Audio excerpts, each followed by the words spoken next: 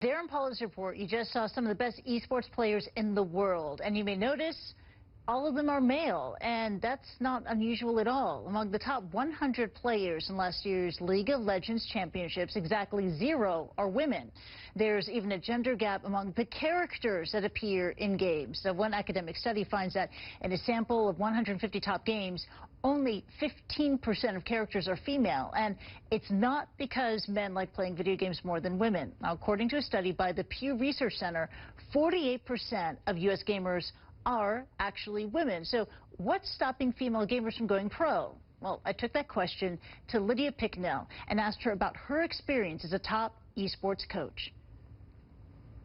I think there's just a lack of female role models at a high level. We don't have a lot of females that are players or coaches or managers that are there for people to look up to. Nobody wants to be the first person to break that barrier, face the abuse, face the kind of hostility that something different will get for being the first at something.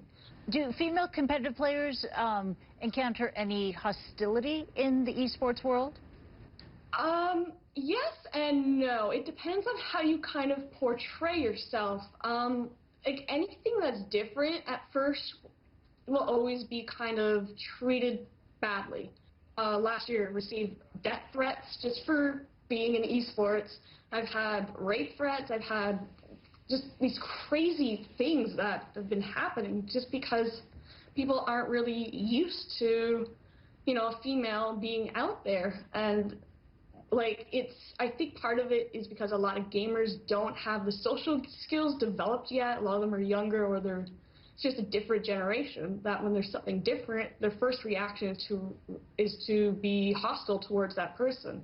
Somebody that I look up to is Lady Gaga, and for the reason is, like, there's this one saying that every time I hear all this that I always think to my head is, if you don't have any shadows, you're not standing in the light. And I remind myself of that every time somebody says something to me. But I've had amazing support from people too. At the Smite World Championships in January, myself and Paradigm, we were signing autographs for 4 hours in the lobby of the event center to fans over playing a video game, which was amazing.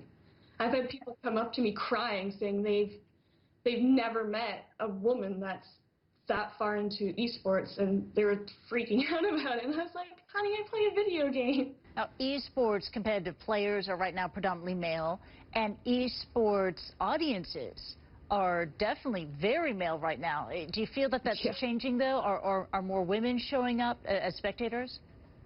I think it is changing. I think because it is such a new industry, and it's going to be huge. It's growing rapidly. The thing about esports is there's no physical barrier to stop men and girls from competing. There's no reason why a woman can't be as good as a man at a game.